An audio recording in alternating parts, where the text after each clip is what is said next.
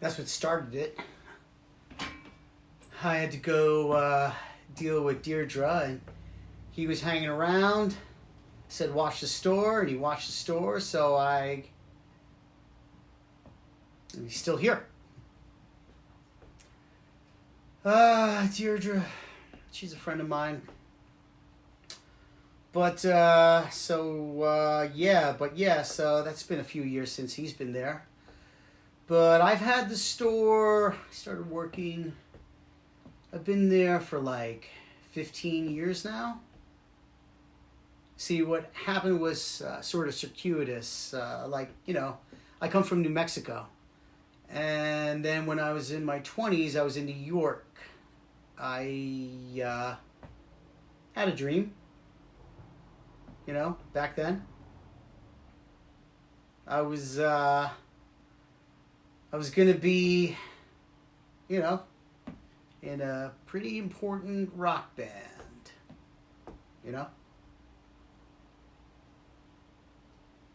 And I got to New York, and I got a job driving a van, and lived down the Lower East Side.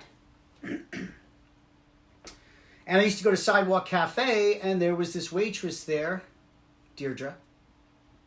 She's pretty. She's pretty struck. It's kind of loopy, but had an edge. Pretty funny. I don't know. She kind of had my number, So she said, I said I was going to put a band together. She was like, I want to be in a band. So we started hanging out, trying to write some music.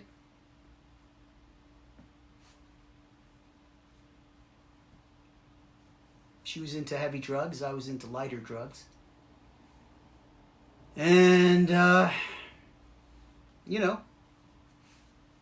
I started doing heavy drugs.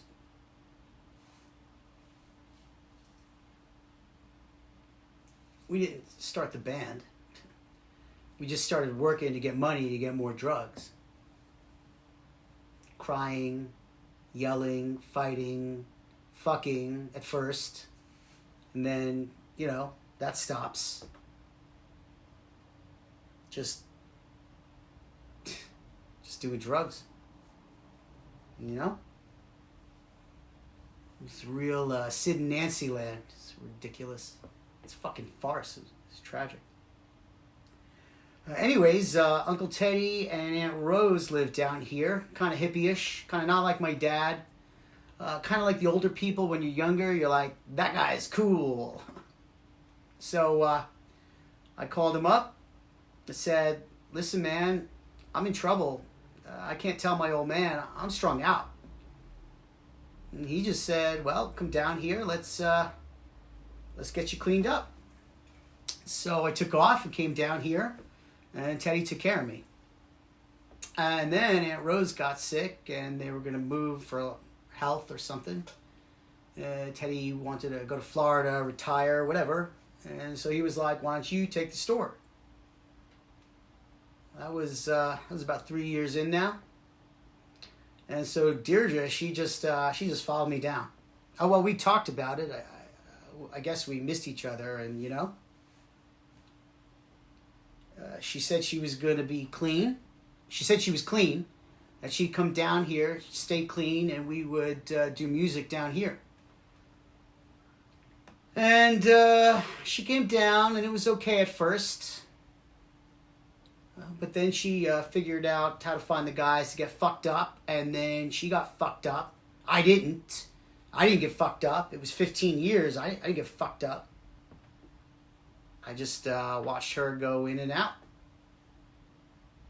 I mean, she's around. She came in the other day.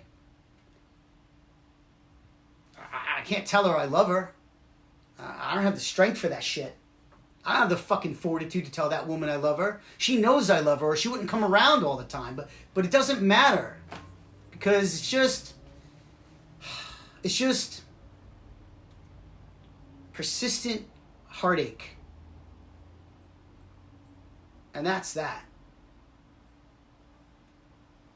Like, my life has been the same for so long, like just the same cycle of stuff. Because I got in here, and I was thinking, like, what the fuck am I doing here?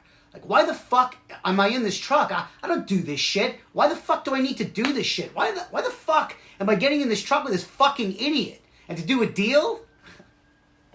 You know what it is? It's not the money. Nah. It's that moment that this is a portal into wherever these fucking idiots, whatever the worst of them represent, you know? It's like, this guy, we're going to see up close, like, wherever this guy takes us, we're going to get an answer, right? Huh? Because you sit around wondering how the fuck these people could think like this. And right now, we're in the brain of that. Apparently, it's carpeted.